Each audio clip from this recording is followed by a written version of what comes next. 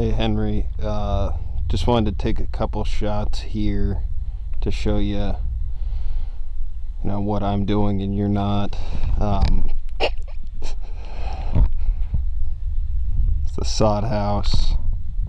This is the meat pole right here. Got a little fireplace set up here. This is where Glenn's camp used to be, and then they made him tear it down because it's some government shit or something. I don't know. Can't remember. This is the lake though.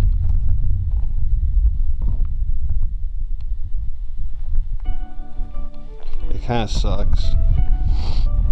It's pretty windy today, and I don't know. I don't think you would have had fun here. Maybe that's just my opinion. I don't know, but I don't think you would have liked it. Anyway, gonna start recording here in a second. It's been a short ride, but man, it's been a crazy one. The shit we seen and overcame, and all of it has made us some hell of a bunch of kids with stories for the ages of how the hell we got here. You can read it in the pages of receipts and tweets and poems that we left along the way. Every day is something new. I see the look on mama's face. I know this world is sick and it's twisted. The kids never listen. My prince in the system invents on a pistol. I never seen him use it, but he pulled it out a couple times. And that was Travis Thompson with the intro music. My guests, they have both been on the podcast before. You guys, I'm sure, know at least one of them. Excited to welcome my dad, Tom Tiller, and my, whatever we figured out, some kind of cousin, Glenn Villeneuve. Thanks for coming on. Good to be here, Adam. What was the official designation again? I can't even remember. We're first cousins once removed. Okay. I need to remember that for next time.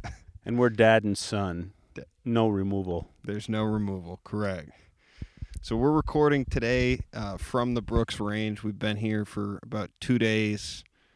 It's like a blip compared to what you did out here, but it's been really fun. We've been walking around, hunting some moose.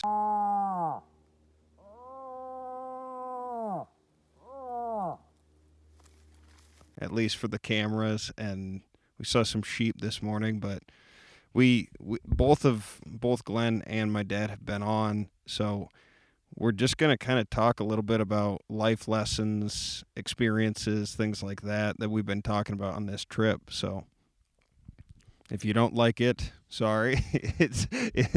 We've been 2 days in the woods, and it was the best we could come up with. So hopefully everybody enjoys. But what have you liked most from being out here, Dad? Well, it's been awesome. I've wanted to come out here for a number of years. I've talked to Glenn for a long time, and this year happens to be my 60th birthday. And so I kind of designed a trip with some excellent adventures, and one with each of my 3 sons. And so for Adam, since he knew Glenn and had him on the podcast, and that all went great, we thought it'd be fun to come up to a very remote part of Alaska and see firsthand where Glenn spent so much time here. He's not on the show anymore. It's a little bit of a deal in the past, but it's been great fun to just hear about his time out here and to get to know this most beautiful part of Alaska. Yeah, and for anybody listening, we're going to be cutting up a lot of the footage we have, so make sure to check us out on YouTube because there's going to be a lot of video. We're recording video here. We might have some technical difficulties at some point, but I think some of the footage we caught captures pretty well just how, it's insane out here. It's crazy nice. We were on the canoe today. What was it, 5 miles that we covered probably? We might have done 5 miles today, and for me it's great because I haven't been up here at my camp for about a year.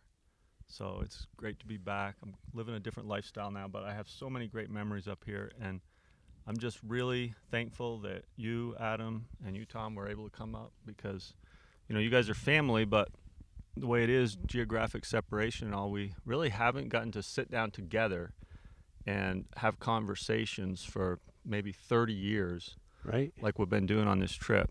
So it's really been a special time. It's been a lot of fun, and I'm just really happy to have you here. I always love showing people this part of the world because not too many people have ever had the chance to come here. And it's a special place.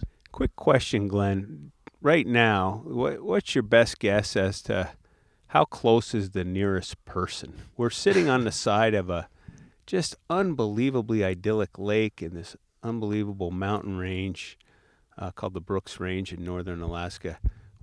What's your best guess? Is it across the street? Is it down the block? Where's the closest next human? It's hard to say for sure. When a plane flies over, I always say those are the closest people right there, 5 miles up. There is a mine over this way now, about 15 miles or so. There are probably some people down there. Yeah. But you go over this way, it's about a 60-mile walk to the nearest road where you're going to find people occasionally. There's trucks going up and down the haul road. Not a lot of people over there. No town for probably, in a straight line, it must be over 50 miles to the nearest town that way, to a small village of 15, 20 people, and there's another village over this way about 75 miles. Yeah, and we're a couple hundred miles from the closest city of any size, Fairbanks. Right. Yeah.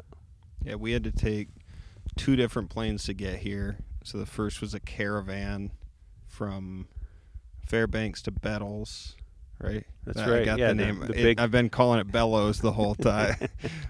And then the second was after a reasonable delay, we flew from there to just right here on the lake. On a float plane. Yeah, which was a Beaver. Yeah, it was. We kept a safe altitude. I mean, how high were we above the ground at times, would you say? 25 feet. We were really low. Yeah. Getting over some of those mountains, and there was clouds above. But to sum it up, it was a big project just to get out here, wasn't it? I mean, we've been talking about this for weeks, making plans and arrangements and chartering airplanes, and it's not simple to get here. No, but it's sure worth it. It's gorgeous. Yeah, and we immediately got out. We set up the tents and stuff, and then we started walking around, and you showed us a bunch of stuff last night, and I didn't prep as well as I should have for last night. I went to sleep. My dad was out, I don't know, it was like 9:30, 10 o'clock, and by midnight it felt like it was, how cold was it when you woke up for the lights, the northern lights? Oh, it was already pretty cool out. I think it was down around freezing or colder. Yeah. It certainly got well below freezing last night. Yeah, we saw ice on several of the, on everything this morning. There was frost, and then we saw ice even this afternoon in some of the small areas of water. So it was, I would guess it was 10, 15, 20 degrees, somewhere in that ballpark. But when we got here last night, it was about the same as now. What is it? Yeah, there's a big difference between morning temperatures and afternoon temperatures at this time of year. I learned that the hard way. My sleeping bag, I hadn't figured out all the technology quite yet, and I was stuffing everything over my head, and I'm surprised I didn't suffocate in the sleeping bag last night. But it was cold. It was, it was the coldest. I wanted to go out and look at the lights with you, and I tried to stand up, and my feet went out from underneath me in the tent. I'm like, there's no way I'm going out there. But it's pretty wild. That was a beautiful aurora show last night. I'm really glad you got to see it, Tom. First time you saw the auroras in your life. First time. 60 years old. Never seen the Northern Lights, and what a spectacular display. I heard the audio of you looking at it because you went out there, and it was a lot of wows. And then, okay. And you kind of and then it was cold too. Yeah. So it was a short show. Yeah. But it was a lot of fun. Yeah. What did you just go out there in a jacket, or what were you wearing out there? No, I had some sweatpants and a t-shirt and some boots, I think. And I was trying not to kill myself because it's darker than hell, and we're roughing it. We're not in a park here. This is not a place you'd want to ever, fall, get hurt, whatever. And so went out and saw them, and it's just a spectacular thing. I got some great photos that maybe we can put up on the site or on YouTube or whatever, and so people can check them out. I'm sure people have seen photos of the Northern Lights, but those that haven't seen them, up here is maybe as good a place as there is in the world to see the Northern Lights. how often, like, how often do you see them? It's a real common sight out here, especially at this time of the year around the equinox. So you got the northern lights, you got these mountains you're looking at all the time, even when the lights aren't out, just a star-filled sky with no light pollution at all. And the wildlife like we've already been seeing. I mean, you're just surrounded by beauty out here. That's one of the aspects of this spot that I always loved, was just the aesthetics of it. Beyond the practical reasons I selected it, is just very, very beautiful. And that changes how you feel when you wake up every morning and you look out the window at this. It really always put a smile on my face.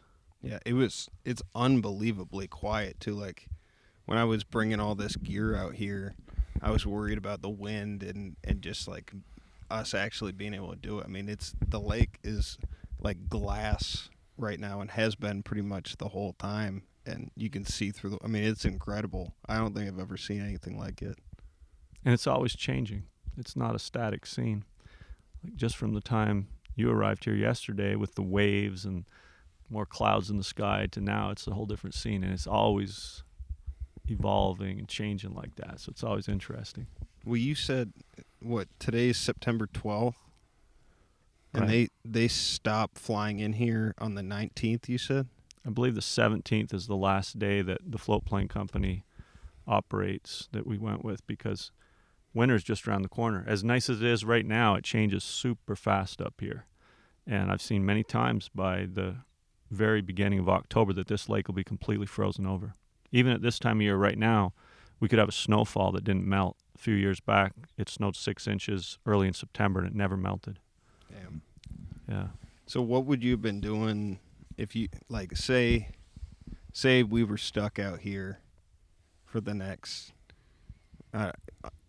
undefined amount of time, like which we may be, by the way. Yeah, there's a chance. No of guarantees we're getting out of here. Yeah, but if we needed to survive the winter, based on what you're seeing right now, like, what would be the first things we got to do? Surviving the winter would be really tough, because there are not too many things out here. I used to have a cabin right here behind me. It was small. It was very simple. But even just that very small, simple shelter with a wood stove in it made all the difference. And the main thing would be getting food and staying warm. So it would be a challenge, but, it would be possible. We could improvise shelter. We could get food. I've done it before out here where I lived really rough for long periods of time, had minimal store-bought supplies, and made it through. But to tell you the truth, once was enough. One winter, right on the edge, having a hard time getting enough to eat. It was a great experience. I learned a tremendous amount, but I don't need to do it again. Yeah. We've been talking a lot just on the canoe today about sort of what's on your radar in the future and stuff. And you've been talking about one of the things you really liked about the show was communicating with audiences and having that interaction. Like, can you talk a little bit more about that? Because, like, obviously you shared a lot of stories, and you talked about that in the episode with May about, like, figuring out stories and what you wanted to tell audiences. But, like, what is that outside of just the TV part? Are you interacting with people after the shows and, like, on social media? And, like, I've always been curious what kind of feedback you get from people. Well, I got a lot of feedback from people that watch me on television, and it's just been a great opportunity to communicate with people, try to teach people some of the things that I learned out here. In a lot of cases, people have told me they've been inspired by what they've seen that I've shared. So the communication with people has been a primary motivating factor behind decisions I've made for, the last 10 years or so. I spent a number of years out here without much contact with the outside world, and it was really important to me to experience that and to learn what I could from that.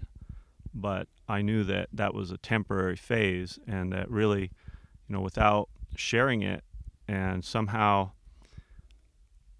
bringing what I had learned to that learn from that to a wider audience that it really wasn't that meaningful if it was just my experience. So that's what I tried to do with television, was take people along in the adventure and share things that I was learning all the time and experiencing out here. And I got a lot of feedback from people over the internet, social media, and just in person. All of it nice, I'm sure, too, right? Of course, there are people that are negative, and you always run into that. But really, that didn't bother me. I mean, that too was a good learning experience. That hey, there's some people that are just in a bad mood, and that in some cases the way they're going to stay. But a lot of times, people would see certain things on the show that they would have a negative reaction to, and I found just talking to them that a lot of times it didn't take much explanation for them to really have a reversal of opinion. Mm-hmm. In many, many cases, people were like, oh, hey, thanks for explaining that. I didn't understand.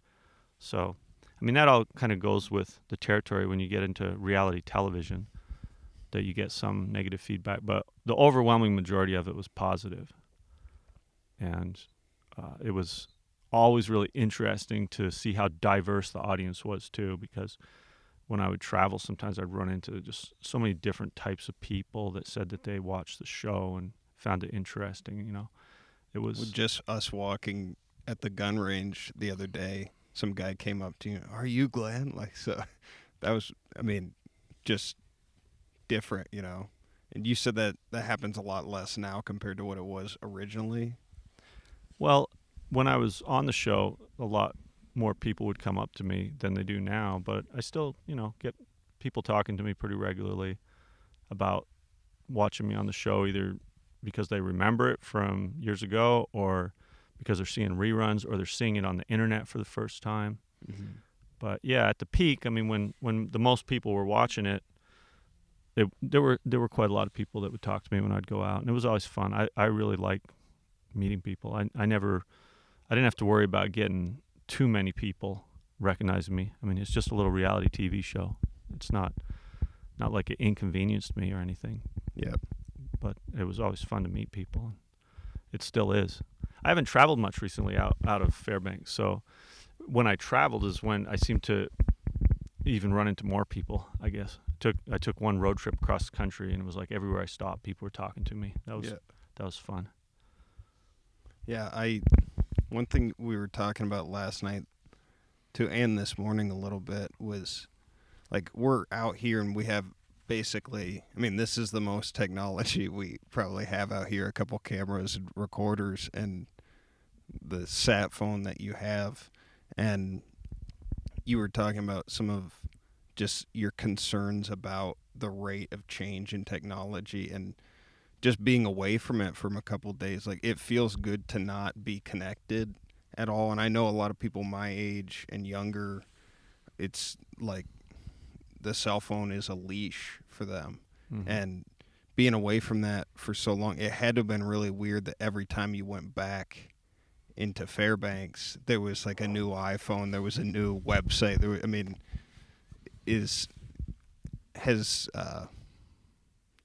I don't know what question I'm trying to ask. I found that to be pretty interesting. Yes. Well, my attitude about technology is that it solves a lot of problems, but it also creates problems. So we have to be careful about it and thoughtful about it, how it affects us, be aware of the effect it's having. Because when you're immersed in something, you can lose awareness of it if it's really all you've ever known. Now you're saying coming out here, it's interesting to you because it's unusual not to have that tether to the internet and all your connections that you can make through technology. And that's a really interesting thing for me too, is to go back and forth, to experience it, to not experience it. But even just being here for a day or two, your senses start picking up different things. When I first got here, I don't think I was hearing as much as I heard this morning when I woke up or when I was walking around last night, and it's just crazy how that affects you. I felt like it was so quiet last night that it was almost loud how quiet it was. I've never had that experience before, and to have that for months on end, that had to have been wild. And when you have that quiet, it gives you space to think and to process things differently. There's not all that clutter and background noise. So really, fundamentally, I think what is most interesting about going into the wilderness is how it changes your consciousness, how meditative it is. You can really step back and have a different view on things that you're normally immersed in. It's a completely different way of experiencing life. If you're out here doing the nature boy thing. If you can let go of all that other stuff, I mean, in some cases you might have to be out here for a while to really let go, but you can just get into a whole different state of mind. Different things matter to you. Well, you were saying everything happens in these like intense short bursts too. So yeah, everything's like completely quiet and still, and then all of a sudden there's high amounts of activity. Exactly. There is action and excitement. I mean, it can get extremely exciting out here.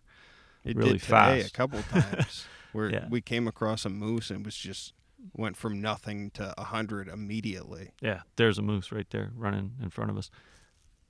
But as you can see, it's a different pace, so there's a lot of time in between to just be more reflective, contemplative, observant of what's going on around. And then every once in a while, there's a lot of action. Yeah. I like that. It suits me. What about you? What have you thought so far about that? I love nature. Whether it's the Brooks Range, whether it's hiking across the Grand Canyon, whether it's, some of the great national parks that we have in the country, whether it's flying my airplane and seeing sights that most people don't see. I too like that time to reflect. I like that. Great opportunity to kind of see all the beauty in the world. It's not all on a screen. In fact, most of it's not. Yeah. And I'm of the age that the more I do it, the more I appreciate it. It's one of the great joys of life to kind of see exciting new places. And not always does there have to be, a million people running around with cell phones taking pictures of themselves. Yep. What would you have done, or what would you do if we're stuck here for the winter? What's your first goal? Well, kind of my thought in something like that is I don't need to necessarily, outrun the bear. I just need to be able to outrun you, Adam. Yeah. I feel like I for sure would be the first one to go. We'd been here for about 15 minutes, and Adam thought he heard a bear. Glenn, we call Glenn Nature Boy. That's his moniker because he is absolute expert in nature. Adam might be at the other end of the spectrum. I'm somewhere in between those two guys. I might be the least qualified person to be out in the woods, next to the most qualified person. We have 3 intelligent, capable people here, and we would figure it out. There's no doubt in my mind we'd figure it out. Would it be uncomfortable? Sure, but people have been coming here for thousands and thousands and thousands of years, and they figure it out. And we're not a bunch of incapable dummies, especially Glenn with all the experience that he's had here. I faced a few problems in my life too, and confident that we'd figure it out. I did not understand. I mean, we were walking around last night, and you were talking about how long people have lived in the Brooks Range, and how long did you say it's been? Something around 14,000 years, I would say, that people have lived here. They've found archaeological evidence in different areas. And you found stuff too, like you were talking about the shells that you found. I found a cartridge over on a mountain here that was, probably pretty early in the 20th century. Somebody shot it off up there. There's evidence here and there. You can see that even though it looks like a wilderness, and it is, that it's had a human occupation for a very long time. Yeah. Yeah, people have used this area and lived in this area. This has been home for people right here for a very long time. Well, there was that one guy you showed where he was at to the, Doug. yeah. Right. Before me, yes, the last person that lived on this lake was just, a relatively short period of time, but there was somebody over here in the 1980s that built a little cabin and spent some time. And I'm sure there were people in different times before that came through here and just didn't leave a lot of evidence that they were here, but there were definitely people here off and on over the decades, over the centuries, and maybe even over the millennia. Yeah, it's incredible to me. I don't understand how that is even possible. I mean, the fact that you've done it after coming out here, I don't understand how you did what you did, because it even just, we're going to be here for 36 hours total or 48 hours. I can't fathom how many different situations you found yourself in. And I mean, just walking around, all it would have taken was one ankle turn or one mistake, and you could have been pretty much like bear food, Well, in terms of the hazards, I always thought, hey, there's certain risks out here, but look at all the risks that I don't face. I don't have to worry about some of the most dangerous things to most people, like getting in an automobile accident, for example. I'm not going to get shot. There's not going to be like a homicide. There's a lot of things I don't have to worry about out here that are risks in modern society. Yeah. So I never really felt that it was particularly dangerous, even though, of course, there are dangers, and particularly when you're on your own. There are things that could happen that would be really minor if you had other people to help you out that could be life-threatening, for sure. Can you think of any situations where you're like... Well, what I think of immediately is that is one of the great lessons of spending some time alone, is how much we depend on each other and how social humans are, and how important it is to cooperate with other people, work together, depend on people, for people to depend on you, because one person alone is vulnerable. One person alone psychologically is not well adapted to survive. There are animals out here that psychologically, they're loners. I mean, a wolverine doesn't get lonesome. That's how they live. They get together to mate. The males don't spend any other time with the females or their offspring, and they're running around these mountains by themselves all the time. A human isn't wired that way. I mean, a lot of what we think, a lot of what we believe, a lot of the way we feel is dependent on the interactions we're having with other people around us. So, really, to me, that was the biggest disadvantage of this spot. Or of living out in the wilderness. I spent 8 years in aggregate over about 16 years' time living right here. And most of the time, I had some companionship. My immediate family was with me most of the time. A few times I was here completely by myself for months at a time. But I always thought the biggest disadvantage of this location and this lifestyle was the lack of other people. That wasn't an advantage. It was a disadvantage. Which is crazy, because I feel like that's like the selling point to a lot of people. Yeah. For shows like that. Yes. People that think that their problems or difficulties or stresses in life are caused by other people. But really, well, it might seem that way. It's everybody needs people. I mean, solitary confinement is punishment. That's used as punishment. You did it by choice, kind of. Yeah. Experiments with it, 4.5 months, longest I ever went without seeing another person. But those were experiments. It's not a long-term way of life. It's something that helps you to appreciate more other people. Really, I would just advise anybody who wants to spend time alone to try it and do it, but don't think that is a long-term solution to any kind of difficulties you're having with dealing with other people. No, that's not the point. Yeah. Did you have any questions? Well, I'm just kind of curious, Adam. You know, you're a young man, 32 years old. What sort of adventures do you see in your future? It might not be, you know, going out on the Brooks Range, but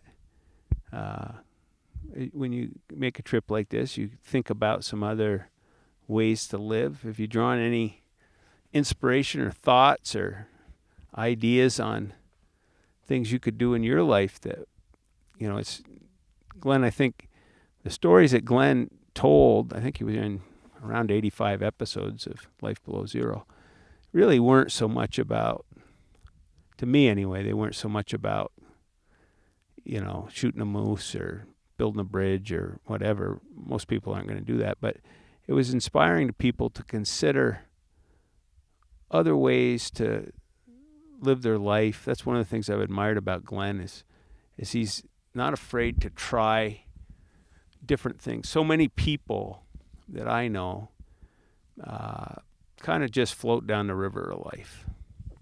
And, you know, they do kind of what's expected, and some of them aren't real happy with those choices. And, you know, life is a choice. Nobody twisted Glenn's arm to come out here. But I think he's been very inspirational to viewers and to those of us around it to think about how you want to live your life. So what lessons do you draw from coming out here and seeing firsthand what we've watched on TV? I mean, I guess I feel a lot similar to how you do, where seeing someone just like pursue what they want to pursue and not really think about like traditional mindsets, I really appreciate that. I mean, there's a lot of people I know that I think we talked about it last night a little bit, where it's like the only thing they're thinking about is the next house, boat, shoes, whatever material thing they're going to be getting.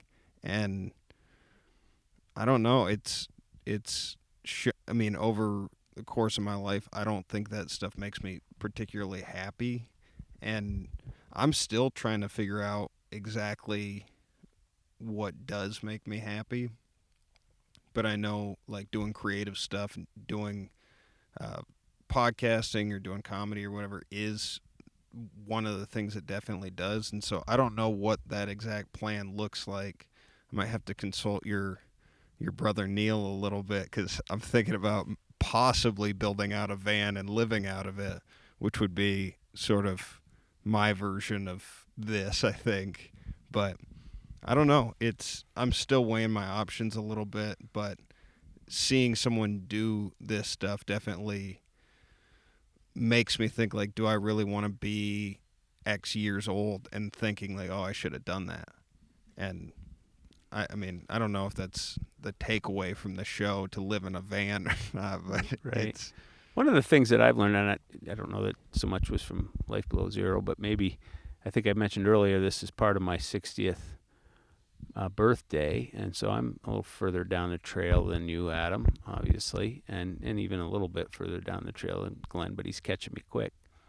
The real precious commodity in life is time.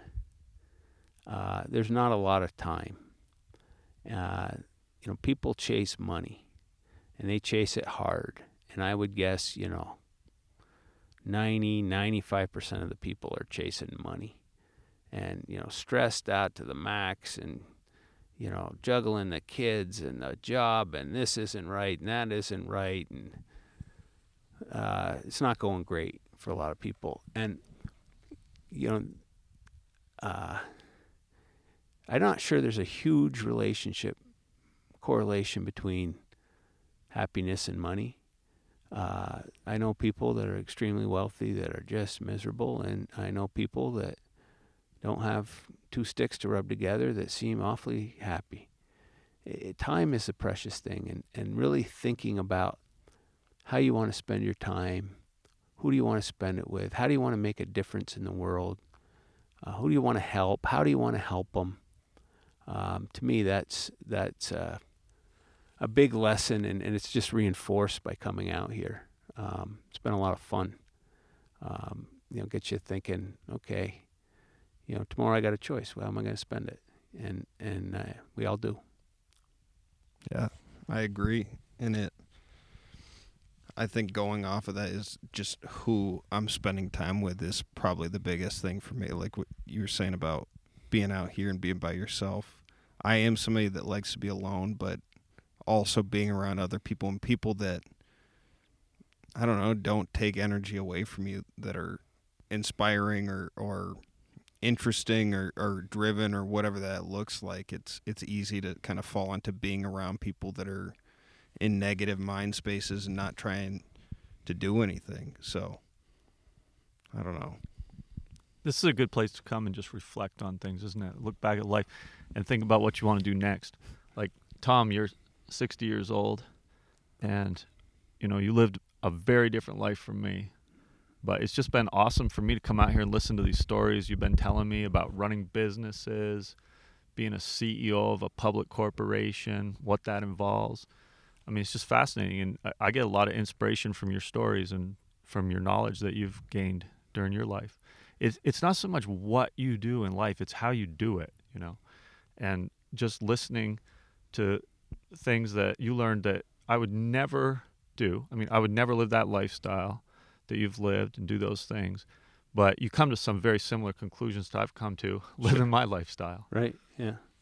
Yeah. I think one of the things that I've learned, we all go through frustrations in life, and if this person if my boss was just better, or my girlfriend or my wife or my boyfriend or my dad or my whoever would just do something different, my life would be better.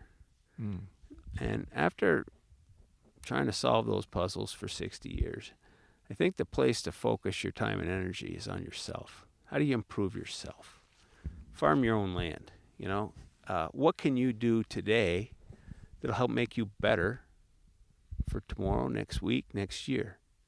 And that can be in many different areas. It can be in health and exercise and fitness. It can be in learning. It can be in community service. It can be in, hundreds probably of different ways. But trying to improve yourself, trying to be a better person, trying to be kinder, trying to be more helpful, trying to be a member of society, contribute in some way. Nobody's going to solve all the problems we got. We got plenty of problems, but you can help on some. And I think that's a big lesson of 60 years is trying to improve. Yeah. I don't know. I'm kind of like, it's funny because you were saying, the meditative, reflective environment here. Like I've been trying to think of like specific things to talk about for this episode, and it's like, it's been really peaceful being here, and I personally kind of have a lot of noise back at home right now, and coming here, it's like I've been racking my brain on specific things to ask you, but more than anything, I just want to say thank you for having us up here, and thanks for setting up the whole deal, and it's been a lot of fun, and I don't know if I want to stay a whole lot longer. Whole winter? Yeah. The whole winter might not be a good deal. But I really appreciate, you coming on the pod, and you as well, Dad. Thank you. Well, you might be a faster learner, Adam. You might not need to stay here that long to pick up the lessons you can gain from being here. Yeah, thanks, Adam. It's been great, as life gets busy and you move on with your career and all the things you got going on. It's a great opportunity for a dad to spend a few days with his son, and I've had a chance to do it with you and your older brother, and now coming up your younger brother, and that's been a great treat to celebrate my birthday. And I know you'll promote my T-shirts. There's a T-shirt, special T-shirt that I know Adam's going to wear for the pod. Chase designed it. Yeah, the graphic artist for the podcast did it. He did a fantastic job, and we just need Adam to model it, and I think everything will be good. Sounds good. Well, thanks, guys, for coming on. Appreciate it. Is there any final words or anything you guys want to say? Well, no, just thank you for doing the pod from up here. I mean, we talked a couple times, and it gets a little stale being indoors all the time, doesn't it? Yeah. It's nice to just come out and Take the show on the road. Yeah. Absolutely. Sunshine. Try something different. Live from the Brooks range. branching out. Yeah, experiment and try to make your life better. And, not everything will go perfectly, but things will improve over time, and it's great. All right, guys. Well, thanks for coming on. As a reminder, everybody, if you enjoyed this episode, please make sure to follow us on Instagram at FNFPod. Also, rate and subscribe to us wherever you get your podcasts. We're going to leave you with Jaga. I just make the waves, I don't write them. I can hear the lyrics in my spirit as I write them. Why you wanna walk and talk just like them? I can't get caught up in all the hype and the excitement. I just make the waves, I don't write them. I can hear the lyrics in my spirit as I write them. Why you wanna walk and talk just like them? Cow moose just took off running. So there are definitely other moose around. We saw the bulls over here. And they got cows with them. That was one of the cows. It's that time of year that they're hanging out with cow moose because it's mating season.